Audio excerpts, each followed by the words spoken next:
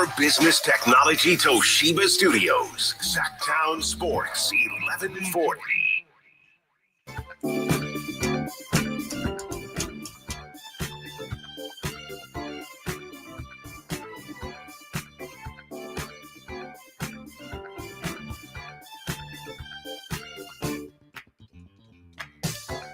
Is there a better way to stay cool on a hot Saturday than with the True Sports Card Show? Probably because sports cards are, kind of nerdy, but that's okay. Welcome into the True Sports Card Show. I'm Whitey Gleason. My fingers bloody from searching storage box after storage box, looking for Cal Raleigh rookie cards I didn't realize would be worth anything. But you need search no further for the star of our show, Mr. True Sports Cards himself. And apparently, from what he tells us, a really good buddy now with Shaquille O'Neal. Here's Emre Pilani. Yeah! I want everybody to know that I've never, not once, asked you to say these intros. You make them up yourself. Yes. Yeah. I don't. We have a ask team. We have a team of writers here. Although I will tell you, much appreciated. Oh, yeah. I spent the week in Vegas. I did a little bit of sticking around to hopefully watch a summer league game, which I didn't. Did get to meet Shaq, spend some time with him. That's tremendous. That is one really nice and smart businessman. Don't let his slow cadence in the way he talks or anything make you think anything other than that guy is a very, very, very smart businessman and has been very successful for many years. Mm-hmm. So, really, it was really great to meet him. I got to tell you, I saw you posted a picture of him with like a starting lineup figure. I was like, why? It's like, oh no, that's him. That's me. I mean, he's massive. Hey, card guy. You look so small next to Shaq. No, we had a great time, and I'm back. And then last night I went to the A's game with my wife and kid. Oh, had a great time there. Oh, the A's came up just short. Yeah, but Beckett's buddy Tyler Soderstrom hit a home run, so it was nice to see that. I can't remember who. Oh, Nick Kurtz hit another one. Yes. So yeah, the A's. It's too bad. Severino did okay, and then all of a sudden he just got racked in that one inning. He had some problems with the mound again, didn't he? Yeah. How did you know that? Well, it was on TV. Oh, okay. Well, you were watching. The first pitch of the game, they came out. Yeah. I thought he actually got hurt because the trainer came out, but it was the first pitch of the game. He, I don't know, tweaked himself or something on the step in. It was weird, but Yep, we're back. And, we've talked a lot about Jacob Wilson and Bowman buyback and maybe he's rookie of the year. Right now, it looks like his main competition for rookie of the year is in his own dugout, Nick Kurtz. Yeah, but Jacob's so far ahead, unless an injury happens. Which he's hurt right now. Yeah, I wasn't sure I was looking for him in the lineup. I know he was there at the game because one of our great customers, Blaine, comes up and we were at we're eating at the little Legacy Club as part of the ticket bonus. And Blaine walks up and we were talking and he goes, look, and he has a Jacob Wilson signed ball. I go, you just got that? He goes, yeah. So Jacob was there at the ballpark. Sure. I don't know what the injury is. He got hit by a pitch in the wrist. He was on yesterday with Alan Stiles here on Sacktown Sports. And I don't know if he said specifically, I think he indicated he still hopes to play in the All-Star game. I know I would. Yeah. But I mean, I think there's a chance. So, all right. Well, there you go. There's your that's a friendly banter. Was there anything that you've been up to, Whitey? I just want to know what you think of. Speaking of the All-Star game, you got this guy Jason Mizorowski on the Brewers, and he's incredible. And they named him to the All-Star game, and a lot of players already named him to the All-Star game. Yes, I didn't think as an injury replacement. Well, that's the whole thing. You're right. He's made 5 starts, but he's been incredible. And some guys on for the Phillies, for example, how did he make the All-Star team? He's only pitched 5 games. Oh, it's becoming like the Savannah Bananas, which I would watch. Yeah, over the past 30 days, a dozen of his cards, Jason Mizorowski, all from that 2022 Bowman draft release, have sold. Imran for $5,000 or more. Sounds right. 2 have topped $10,000. This sleight of build, tall, lanky dude. 5 starts. Okay. But can we say that about Skeens? Skeens was kind of the same way last year. In fact, if you look at the way that it's positioned right now, who's a better investment, Skeens or Mizorowski? Skeens. right? Just because there's a larger body of work. Maybe, but could the guy get some runs? He's like a losing record. He still is in the All-Star game, but I mean, Skeens reminds me a lot of where Logan Webb is. Logan Webb is an incredible pitcher, a Cy Young candidate yearly, but cannot get the Giants to score more than 3 runs on any start. So he'll hold people to 3 runs, and that's the Giants. It's over. Yeah, they don't score a lot, but they're playing well. You know, Logan Webb was not happy last night. The Giants won, but he was unhappy with how many Dodger fans were at Oracle. And there were a lot. And that brand is really strong. And we were just a couple weeks ago in Hawaii. I was seeing Dodger hats everywhere. bandwagoners. Maybe. If you look at the cap, the tag is still on them.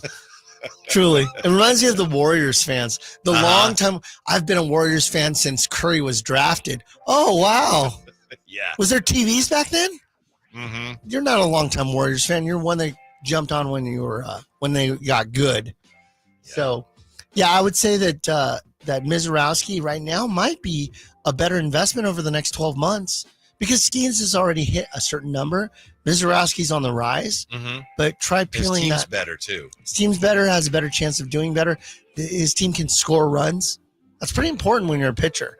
Can't get a win if you don't actually have a team that can score runs. Yeah. Kind of nice. You know, Imran, tomorrow is the Major League Baseball draft, and there's a kid, left-hander, I think he's out of Illinois, the state, not the program. He's a high schooler. His name is Jack Bauer. He's named after the guy in 24. Okay. And he's been clocked at 103, which is the fastest any high schooler's ever been clocked. So we'll see how high he goes. He also tends to level off. Like he throws 103 and then after a couple innings, not throwing as hard. And he's big, lanky left-hander. It's just amazing how hard guys are thrown now. Mason Miller a couple nights ago threw the fastest pitch in Major League Baseball this year, 104.1. I can't remember who it was. It was either this year. It couldn't have been this year based on what you just said. But there was a guy. I can't remember who. He threw 106. Really? It was 106, and it was a swinging strike. I saw it on YouTube. Can't remember who it was. Wow. Yeah. But you know who else was a lefty that threw really hard? Mitch Williams. So I would tell you that throwing hard doesn't really matter if you can't be in control. Yeah. So, yeah, Sevy had some problems last night too. Yeah, I was watching that. But you had fun at the yard. It's a great seats. We're very, very fortunate to have friends that couldn't make it to the game, so they were like, "Would you like our tickets?" And You're fortunate to have friends. What's that like? Full stop. Full stop. But you know what? I was in Vegas this week.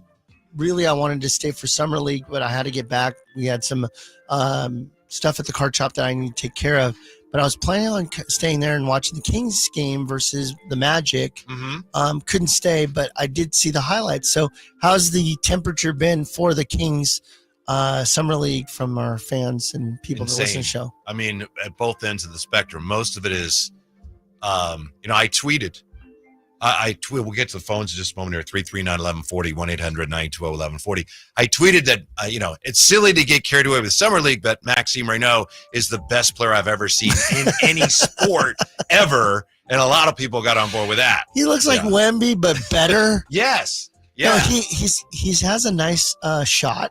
It's a little foot forward shot. I saw a couple of his threes, and I'll tell you what, he shot a lot better than Cooper Flagg. So, in essence, he is much, much, much better than Cooper Flagg. Way better. Cooper Flagg shot like 2 for 13 or something. 5 for 21. So he took a lot of shots. You're correct. I'm thinking about somebody else that had a Summer League that they compared him to, and that guy had a terrible Summer League too. But he ended up being superstar. I can't remember who it was. That sounds like Trae Young. I know he had a miserable, but a lot of guys have slow starts. But Neek Clifford.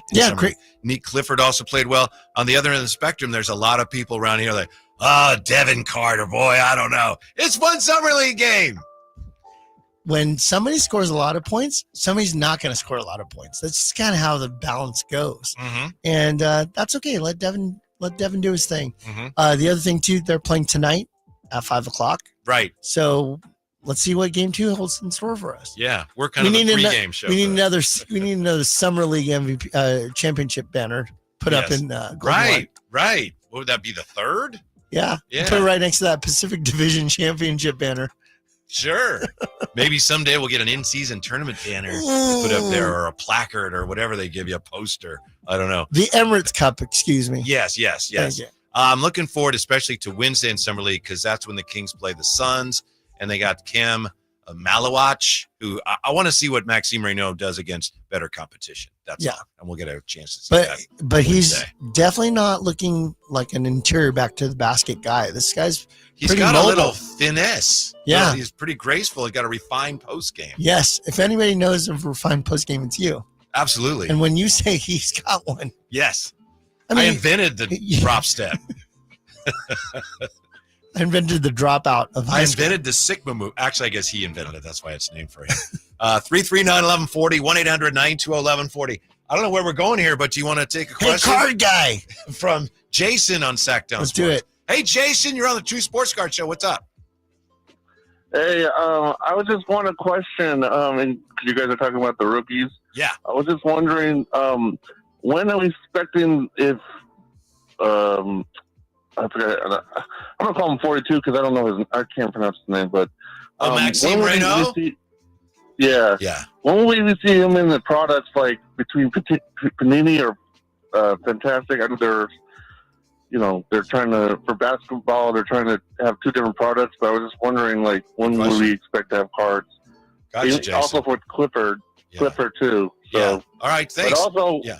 one thing, I'm hoping to see Draper and Styles, and they meet up in Vegas and see a video of them taking on Vegas. So Don't hold your breath. also my hope. Yeah, thank you. Thanks, Jason.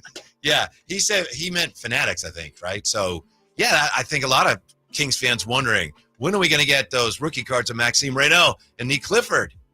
So we know that the NBA licensing for cards are going to transfer in October. I don't know what that means in the sense of, like, usually the first cards that come out under the Panini brand has been Panini draft picks. It'll have, like, it had Wemby in his, I can't remember the name of his team, but it was the French league. I want to say 76 Kareem Metz or something. Yeah, whatever it was. Yeah. So they had the Prism Draft has college as well as overseas international teams on their cards, and they're the first ones to come out every year, obviously, because they don't have them in their jerseys. However, with this now transfer of NBA, I would say that we would see the first Maxime Reynaud and Nick Clifford cards sometime in October, because now you're going to have some pictures of them wearing Sacramento Kings uniforms from the summer league. It's a quick turnaround. And I'm hoping that this COVID backlog, which has caused all this in the first place, Thrown everything off schedule. by a full year. If you think about it, we were getting Wemby rookie cards halfway through his second season. And so, like, how is that even possible? Now I think they're trying to get caught up. And then on top of all of that, you've got a new producer of product, which is Topps and Fanatics. So they don't have a lot of the backlog of getting in products out that people have been expecting, like Panini has. Mm-hmm. Panini had to wait to get Flawless out and Immaculate out and National Treasures. Those had to delay because you had to get the other ones in front of them, like Prism and Select. So you had all these things just kind of push all the way back. Select just released from Panini about 3 weeks ago. Mm-hmm. So the season's over, regular season's over, and you're barely getting that product out. I could probably get those at True Sports Cards. You probably can. Yeah. You probably can. And I would just say to our caller Jason.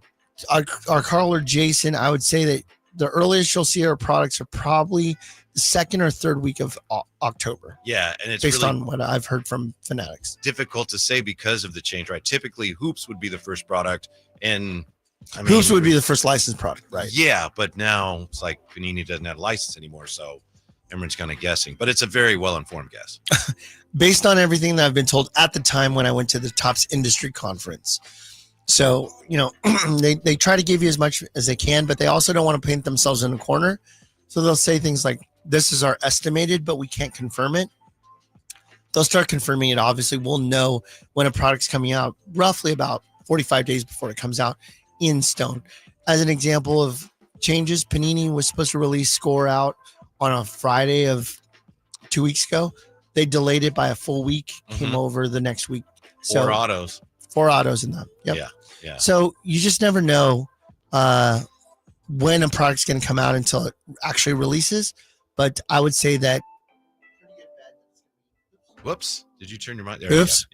Pretty good bet that it's going to be on Mhm. the second week of October. Now, I know people are excited about Maxime Renault. They're also very excited about the opportunity whenever it presents itself to see Emran Pilati and this show on the road. Is there a chance next week this show will be on location? We're going to try to. We tried to do it before, you and I, and Scott Marsh even came all the way over to the hotel to try to help set it up. But we're going to try to do this show, the True Sports Card Show, live from location at the Wyndham Hotel. So if you have any interest, we're going to be set up. True Sports Cards will be set up at the Wyndham Hotel. We'll have 4 tables there. The entire team, well, our card show team will be there. Me, AJ, Donovan, and Ethan will be there along with you, Whitey. So if you want to make a deal, come and see me. If you want to have a shrewd negotiation back and forth to where you're going to lose, see Whitey. Last time the show was there at the Wyndham, and I like that show a lot. I was interesting because it's the first time I was behind the table with you guys, and I got to see really how hard you work. You guys are grinding. Yeah. But I think you bought a Caitlin Clark auto for, I want to say like $1,800, or maybe It was a little less, like $1,400. Oh, okay. Yeah, but it was still painful. Yeah. I don't want the listener to think, oh, Emran's buying $1,400 cards. It was like, I gotta buy this thing because what you don't want to do is you don't want Grail type cards to walk by your booth and then you're the guy that says no. Mhm. We ended up selling it for a very minimal profit. When I say minimal, I want to say like $100. But that's okay. I mean, one of our customers is incredibly thrilled that he owns a Caitlin Clark card like that. Before we get any further, I saw this today, I think at the Athletic. Potentially the most expensive Caitlin Clark cards to date will soon hit the auction block, Emran. Thursday night, 2024 Panini WNBA Rookie Royalty Flawless Patch Autograph 1-of-1 rookie card will be up for sale through Fanatics. Friday, which I think we're talking about, I don't know if we're talking this week, last week, or coming up. Clark's one-of-a-kind immaculate patch autograph rookie card from the same set will go to auction with Golden. Both cards expected to eclipse the March sale of a different one-of-a-kind Clark card. That was her 2024 Panini Prism WNBA Signatures Gold Vinyl Autograph card, which went for $366,000. That card was pulled on camera last week. Woo! Rookie Royalty is an expensive product. I didn't buy any. I didn't find the risk to be worth the reward, in my opinion. I was a little concerned it would be a lot like Topps Mercury with Wemby. That stuff started at $7,000 or $8,000 a box, and it just tanked. Mm-hmm. I think it was more was an unlicensed product than anything else. But the Caitlin Clark was pulled on camera by a breaker, so it's quite interesting to see what this should do. Yeah. And I will also say that the WNBA is being followed more than ever before. If there's anything that I could say that you should spend potentially outside of your normal 3 top sports, traditional sports, men's basketball, football, and baseball, WNBA is right up there, as well as UFC. I think those two have some real potential. Same with WWE. I think those have some real potential. And I really like, and I think it has better potential than soccer for sure. But I would just say that, like, I was watching SportsCenter in the hotel in Vegas, and WNBA highlights were 3rd, 4th on the list. Mhm. When have you ever seen that ever happen in history of WNBA? Yeah. To where it's at the forefront before the first commercial on SportsCenter.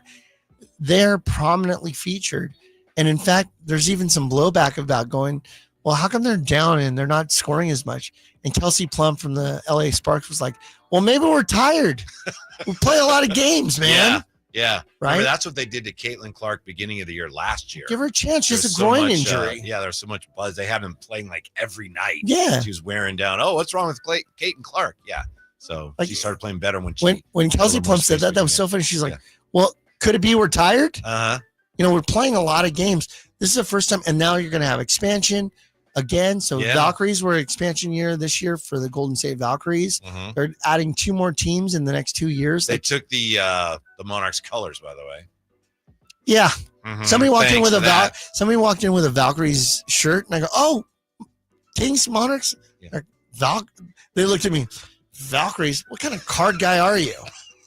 Collect the cards that have the most value. Ugh. You know, I think the WNBA has done a good job. Maybe some of it is just luck of patterning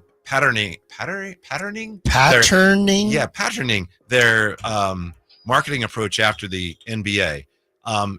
What I mean is they're really focusing on the individuals. That's worked for years with the NBA, going back to, Jordan and Magic and Bird, and they have so many bright personalities now, and I think that's reflected too in the popularity of the cards. It's not just, hey, these are basketball players. Angel Reese, Caitlin Clark, they are brands in and of themselves now, more than women's players typically used to be. Well, no matter, depending on what side of the country you're on, but there was a rivalry, Bird versus Magic. Mm-hmm. Okay. And one was hated by the other fan base. And you could kind of tell that Angel Reese and Caitlin Clark are that. In fact, the rookie rivalry boxes, the thousands of dollar boxes, featured those two.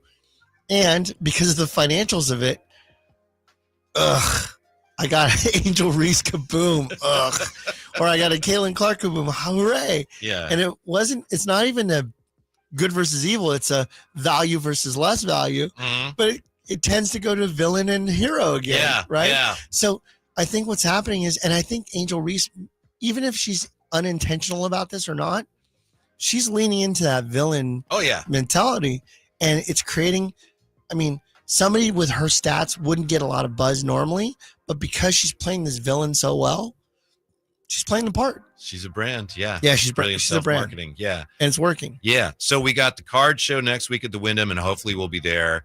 Then I know you have. I have to be there. Yeah. It's just whether or not we're physically doing the show there or not. Yeah. Like last time we tried to do it, we couldn't do it. We ran back here and then ran the show. Yes. Then ran back. Then ran back to the show. Yeah. Card literally show. Broadcast while running from the Wyndham to the station. Now you have trade night coming up as well. We've been talking August 9th. It's our final trade night before the Autograph Expo, and it's been a little while since we've had a nighttime trade night, but we've always had a lot of fun at these. So for those of you that have never been, please come to 6661 Stanford Ranch in Rockland. We have the ability to hold up to 100 people in our shop, and we have had that. People come from all over, and they bring their cards. They bring some money. They bring some great energy, and we make sure that everybody's there to have a good time. And it's often one of our best nights at the shop for sales, but it also creates a lot of I love seeing people meeting for the first time and going, "You're a collector of that guy or that gal too?" Me too. And then they form a friendship, and then they start, hanging out together and trading cards. I love seeing that. And we're really big on the kids. We really love to have the kids there and having them have a safe environment to do transactions. Often they'll come with their parents, obviously. And so they'll say things like, I want to make this trade. So they're asking their parents, and their parents are seeing these kids, not just with the permission part of it, but seeing these kids actually conducting commerce and learning about business. It's kind of fun. I love seeing that. So August 9th, 6 p.m. to 9 p.m. And as a special that we're doing for this, if you come in and we will give you all raffle tickets, and you've given us a review on Google, which anybody could do. It's totally free. We'd love the 5-star if we've earned it, but having a review on there, and you're in attendance, when we pull your ticket, I will give you a card that's worth at least $100. We're going to do that at 7 o'clock, 8 o'clock, and 9 o'clock hour at the top of the hour. Wow. So, but you have to be present to win, and you have to give us a review. If you give us a 1-star review, I'm going to give you a base. I'm trying to think of a terrible player without going down a certain path of trouble. You're going to get a base card that's going to be graded by one of those funky companies. Right. But anything other than a 1-star review and you're present, $100 card. Now, let me ask you this, Emery. We talked about going to the card show next week, going to trade night. What does someone need to know if they want to maximize their enjoyment and experience going to a card show? What do I need to know? Okay. I'm glad you asked that question as per the writing that we wrote down on the sheet. Right. I couldn't read all of it. I'm not going to read all that, but I'm just going to summarize. What do I need to do at a card show? Right. we are coming into prime card show season. Not that it hasn't been throughout, but there seems to be a show every weekend, and starting with next weekend at the card show at the Wyndham that we'll be a part of, and then they have the Burbank Card Show, which is in Southern California. They're calling it the West Coast Card Show now, and then we have our big show that we put on September 26th through 28th. By the way, that website for Sacramento Autograph Expo will be up and running live exactly at 11 o'clock when our show ends next Saturday. That's where you can get your tickets. You'll Countdown be able to, has begun. Yep, your VIP, all that stuff. I'll have the website ready to go. And we'll announce on live on our show a few of the autograph guests that have been confirmed. I will tell you that we are working on some massive guests right now. Massive. And probably some of the biggest names that Sacramento has ever seen. So I'm excited about that. I'm aware of some of the names that they're working on. They are massive. Massive names. Yeah. All right. So let's start with a couple of things when we talk about card shows. For those of you that are now, I'm talking about it from the attendee side, not the card dealer from side. the standpoint of the person, I'm coming into the card show. Right. Big first suggestion that I would make is do not bring your PC cards. Do not bring the cards that you have no intention of trading or But buying. they're cool, Emre. They are cool. And you know what else they're cool? They're cool to get lost. They're cool to get stolen. They're cool to get, you want to show things off? I get it. That's what the interweb is for. Text them a photo of what you got. Right. I've seen too many Zion cases or backpacks full of cards that the person never had any intention of selling. Gone, stolen. I think about it all the time. I walk around and I put a lot of my laptop or things in my backpack, and somebody will say to me, "Hey," after I've been walking for, "Hey, your backpack's open?" I was like, "Oh, okay." Yeah. I don't just zip it. I go look. Is my laptop still there? Because we're just in our zone. Sometimes you forget that you've got a big old backpack, and I can tell you also. How many times are you walking at a card show and you're in an aisle and you're bumping into other people's backpacks? All the time. Pickpockets are very good about force pressure against you. Oh, sorry, excuse me. Next thing you know, your stuff has been lifted. So when you're walking around and you have this big old backpack that's a foot deep from your back and people are bumping into you, you really don't know if somebody actually just took something from you, from a pocket or packet of your backpack. So don't bring cards that you have no intention of selling to a card show, selling or trading. All right. I would tell you that the next thing I would suggest is walk the entire floor quickly. Go around as fast as possible to make sure that you can say, oh, that's a dealer I need to come back to. That's a dealer I need to come back to. If you walk in and you just are there thumbing through cards from one dealer, there's two things here. Number one, you're not seeing that dealer that's in the back that might have some absolute fire cards or a great price, and you're missing it because you're sitting there at the front when you first walk in. As a dealer, I like to set up in the front. And the reason why I like to set up in the front is because often my prices are good enough, but also I'm your first option. And a lot of people don't think to go walk the entire floor first. They'll just stop there first. And I try to get them to buy my cards before anybody else's. But I have a lot of friends who set up at shows, particularly if they're not a regular dealer at a show, and the dealer gets put in the back or in the corner or whatever because they don't know the promoter that well. But I know for a fact that their table has insanely great stuff and good deals. So do yourself a favor as an attendee.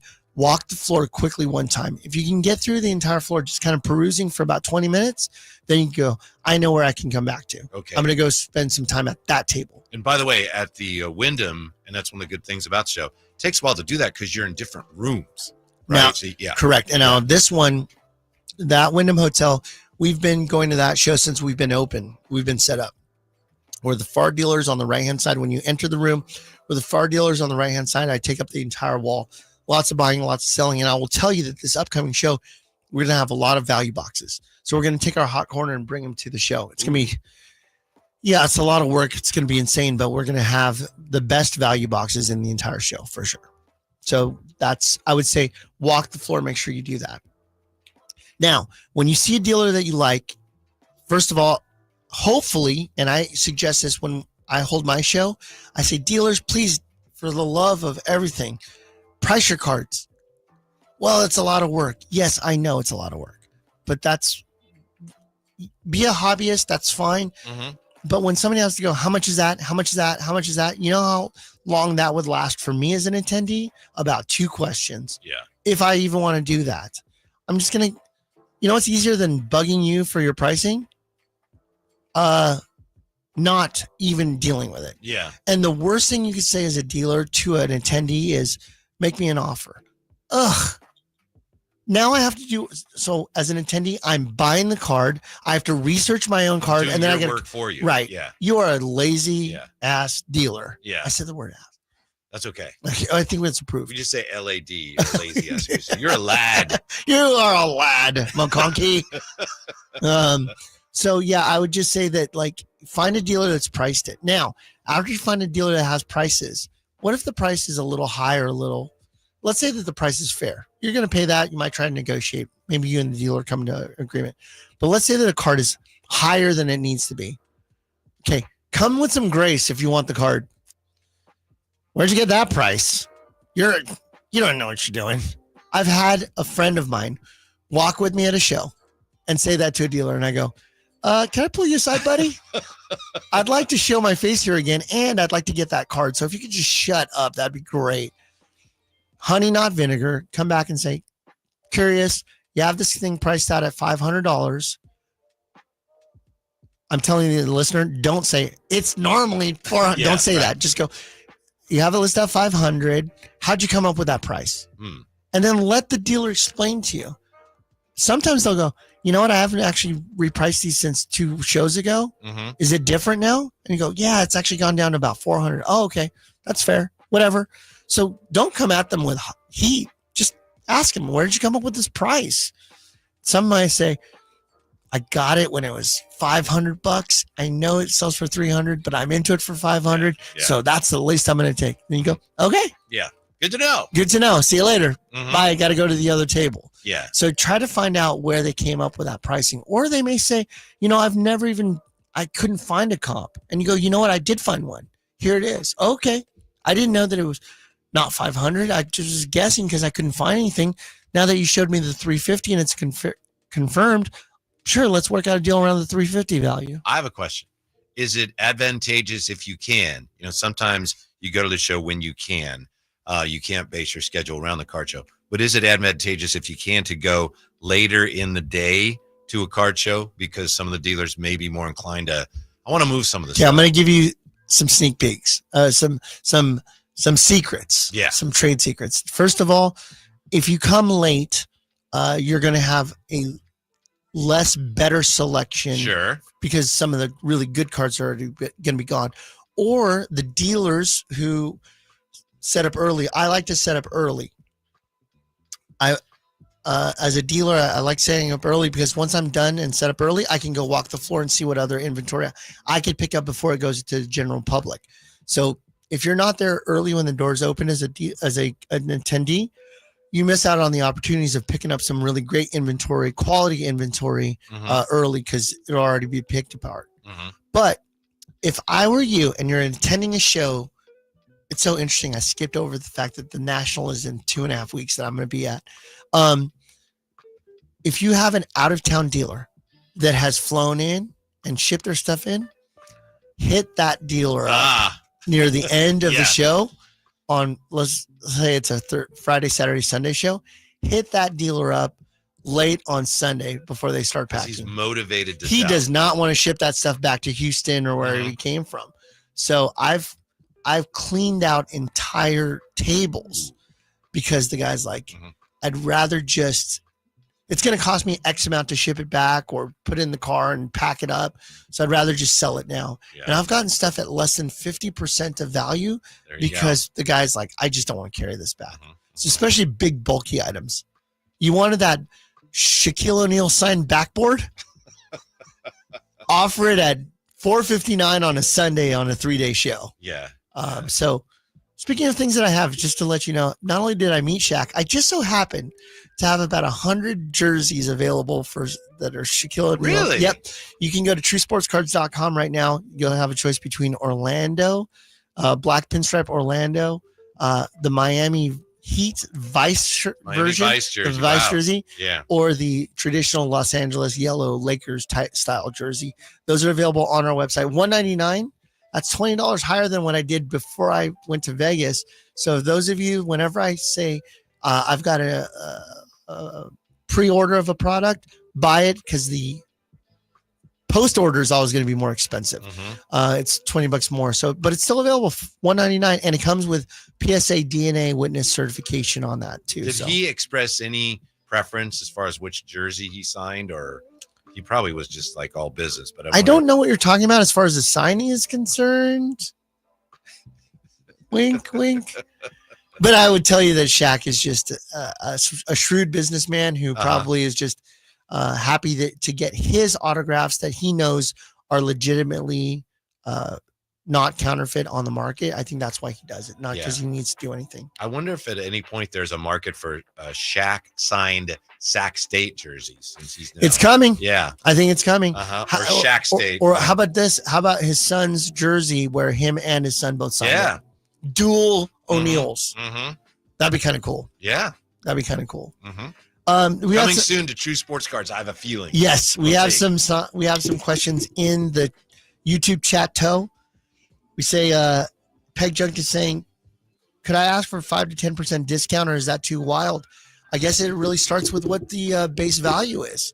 So we recently bought some Victor Wembanyama cards. I brought back from Vegas. All rookies? All rookies. They're all immaculate, both in condition as well as the name of the brand. Mm-hmm. And what I saw is that some of the lower end ones were like $60, a piece of the jersey, and obviously he's under contract with Topps, so he doesn't sign anything. Panini. So it's just a jersey, and it's not game used or anything like that. That's how Immaculate did it. $60. So what we do is we look at what the value is, and we put it out in our cases at $60. So Peg Junk, if you're going to a table and you're doing a little bit of research, first of all, if you're an invitee or an attendee, what I would always do is I'd buy cardladder.com and a subscription there. It's about $15 a month. It allows you to be able to quickly search to comp your cards. Card Ladder needs to be a sponsor. That's the last time I'm ever going to mention them again. But have a way for you to be able to comp that card very quickly. Now, if it's within a ballpark, understand the value that you're getting by being able to get something live and in person versus online. I always think that if you're getting it live from me, that you should be able to understand that there's might be a slight premium on there. There's a lot of reasons why. One of them would be, can I see that card? Do you mind if I take it out of the sleeve? Do you mind if I look at the condition? Great. You're not paying a tax on it in almost every case. You're not worrying about shipping or having it get lost through the mail. You're not worried about paying tax and shipping. Right. So there's some value there. And I want you to know, as an attendee of a card show, that this is something that you should be paying attention to. So that way, if a guy has a card that's last sold on eBay for $60 and the guy's asking for $65, he's not being outrageous. And neither are you, Peg Junk, when you ask for 5 to 10%. The dealer can always say no, but the dealer is also saving on online fees and not having to pay Whatnot or eBay or any of those prices too. So Peg Junk, 5 to 10's in there if it's reasonably priced at the beginning. If the guy or gal is outrageous with what they're charging, then ask for 50% off. Look, the last 8 transactions on this card has been around $100, dealer, I'm telling you. So you have a price of $200. How about I offer you 50% at $100, right? You're back on the right course. So percentage-wise, it's hard for me to tell you, Peg Junk, because I don't know whether or not the dealer is priced correctly in the first place. Yeah. Another thing. Another question. A dealer asking, this is AC saying, a dealer asking a buyer to make me an offer deserves an offer of $1 a card. That's right. That's my offer. Yeah. Well, what would you take? I don't know. Okay, then how about $1? Well, I won't take that. So you do know that it's not $1. Okay, so at least we've started to where your brain as a dealer. Now we've got something. We're getting somewhere. next up also, if possible, get a roller bag. Zion makes these roller cases. They're hard cases. I carry one not only for my cards, but I have a different one for Zion my. Williamson makes. Zion Williamson makes a lot of money, but and that's about it. Okay. He doesn't not make these roller bags. All right. But ZionCases.com, if you want to buy a roller bag, I like those a lot. They hold over 120 slabs. We sell our versions in the store of cases, card cases. Again, I'd much rather you carry a card case or a roller case than a backpack. Yeah, I have one of your card cases. Yeah, they're very nice. they work out great. Mhm. And I would just say that a roller case serves a lot of purposes. In fact, if you get the right roller case, it becomes a seat. Ah. I like to dig through value boxes as an attendee. Mhm. So I have that. And then there's also one on Amazon that I've bought. It's a collapsible chair. It's a round circle disc. And what happens is it collapses into the disc. So it's like a 2.5 foot stool that you could sit on, but you could also just collapse it back and throw it over your shoulder. Oh. I bring a little chair to all attend as an attendee whenever I go to a show because I like to dig through value boxes. And Do you really? yes, I But do. that's more for you than for your store? No, it's Oh. for inventory. Oh, okay. Yeah, I'll look for inventory. I love if you guys right now are listening and you have Hall of Fame jersey patches of players, autographs of Hall of Fame players that are pulled. I love that stuff because they're often very affordable, both for you to buy or for me to buy or for me to sell. You know, you could get a Wade Boggs jersey card for $6. Mm. That's game worn. Mhm. Also, for those of you that are listening and interested in buying things like that, look for Upper Deck products that were licensed before they lost their license of basketball, football, and baseball cards, because almost everything that they produced was game worn. Really? Yes. Versus today, when you open a Panini product, it says this is not from any specific event. I mean, it doesn't even say that the player put it on or even touched that Yeah. thing. At least Yeah. with some of the Topps products, it'll say things like, this is a player worn. What does that mean? And I've talked to players about this. They're just at an event, they put on the jersey, they take a picture with it, they take it off. Wore it. And then they cut it up into 100 pieces. Mhm. I think you could yield about 400 pieces from one jersey for cards. I remember reading, rest in peace, Pete Rose, but I think during his pursuit of Ty Cobb's record, he wore a lot of jerseys and because he knew that, that's jerseys, now that's all game worn, and I think he might have done that in the actual game worn, the game in which he broke Ty Cobb's record, because then he had all that material that he could honestly sell as game worn in the day that he broke the record. You rarely see that in anymore. Upper Deck did a lot of like Babe Ruth swatches or Mickey Mouse swatches. They've cut up enough jerseys to do that now. I think if they ever cut up a Jackie Robinson jersey, those cards would be worth a lot of money. But at what point do you go, this is really history. I don't want to. Yes. I don't want to Yeah. do this. Yeah, it's like, let's cut up the Declaration of Independence. Like, no, probably should leave it like it I got is. the big WE. Is that worth more? Yeah, I think it is. The Yeah. we part? Yeah. Okay, Right. just making sure. So yeah, I would just say that if you could buy Upper Deck, I love Upper Deck products before they lost their licensing. There was a question here by Seekins4 who said, when did they lose their license? I want to say it was 07, 08 for basketball. I can't remember. It was the last time, if you think about it, that was Durant's rookie year. Mm-hmm. And then I don't think that they created a product after that, because I think Curry's rookie year was 09, 10. And that's Yes. when Panini stepped in. I'm trying to think if there was a 08, 09. I can't remember who would be in that. A few weeks ago, this is probably a couple months ago now, going through your hot corner, I believe I found an Upper Deck, and it was a Ricky Henderson jersey swatch. Yeah. And it was from the Padres. Yeah. But it was really a cool card. And it kind of, it's one of those things going through the hot corner. There's a lot of stuff like, I don't know who that is. Like, whoa. And I believe it was an Upper Deck Yeah. swatch. We try not It was to, really cool. we try not to, we allow our customers to touch and fill the cards. No issues there. I think when you put cards in people's hands, they really can experience how cool it is to own something like that.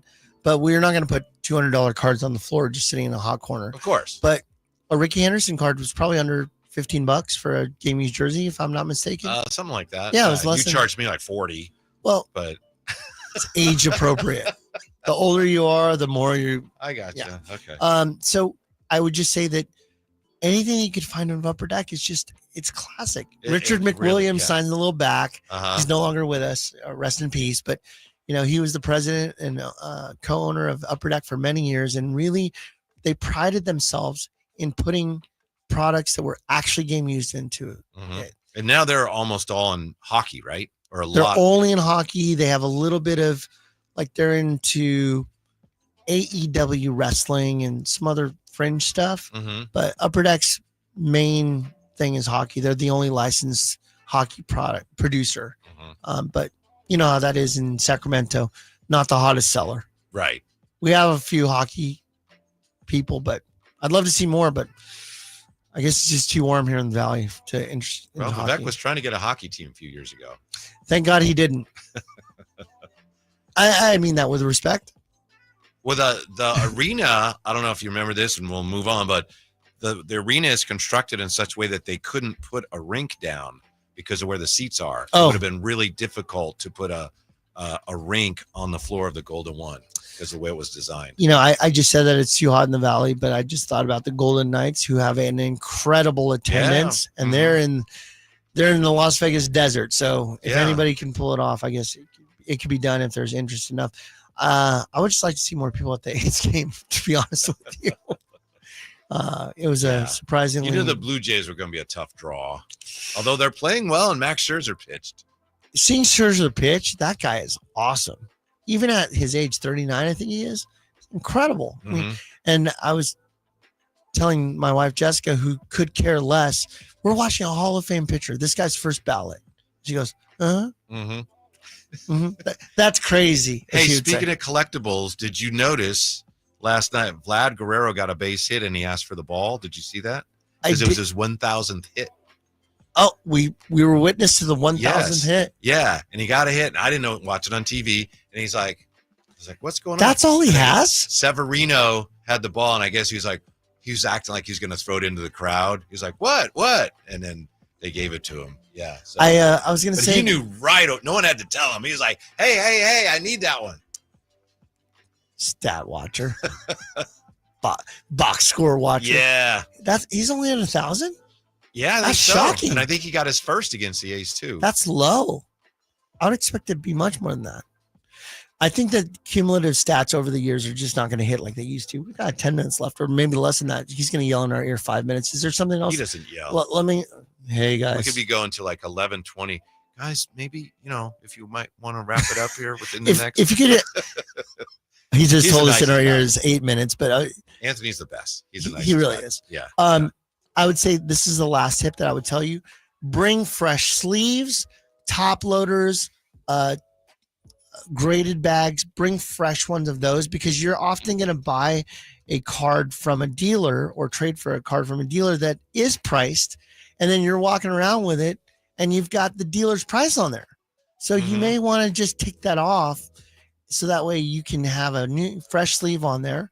And then when somebody goes, "How much do you want for this card?" You go, "Well, make me an offer." No, don't say that. But I'm saying that you have the ability to just have a new fresh sleeve or look. Some dealers will have their stuff in worse cases, or like I'd bring one touches, the little magnetic ones that we sell Yeah. at our store, Mm-hmm. because that really gives it that shine, that really Yeah, nice those are value fancy. uplift. Those are, a few bucks. Spend the money on something like that if you're going to buy a $100, $200, $300 card. So bring fresh supplies, and if you don't have any, find a dealer at the show that does sell supplies Mm-hmm. and buy some of that before you start shopping. Mm-hmm. Those are a few tips that I would give Thank you. here in the card show season. I have a question for you. Maybe you got some tips on this. I see that at Best Buy now, you can actually purchase. This is in partnership with Ultra Point and PSA. I think Ultra Point makes those one. I could be wrong. Ultra Yeah. Pro. Ultra Pro. Okay. Anyway, you can get a PSA submission kit at Best Buy. Each kit comes with 4 grading credits and all of the necessary supplies needed to encase and submit cards to PSA, whatever those supplies would be. And I believe I've seen it for just like $99.99. What do you think of that? A PSA submission kit? Stupid.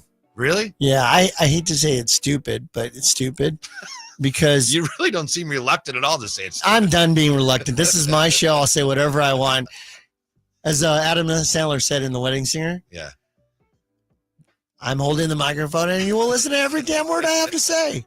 But I get 4 grading credits of some. All right. So if you take a card to True Sports Cards to get graded, it's $30. Okay. One single card. All right. We take care of it as far as putting it in the correct one card saver one. We ship it off. You do all those things. We do overnight to PSA. We send it back to us overnight for PSA. So we cover the shipping both ways. If you do 5 or more cards, I give you a price break to $25 per. Okay. Yeah. So if you think about the submission kit, you're going to be buying it from a blue shirt with khakis wearing person who has no clue what this is. You might get it online.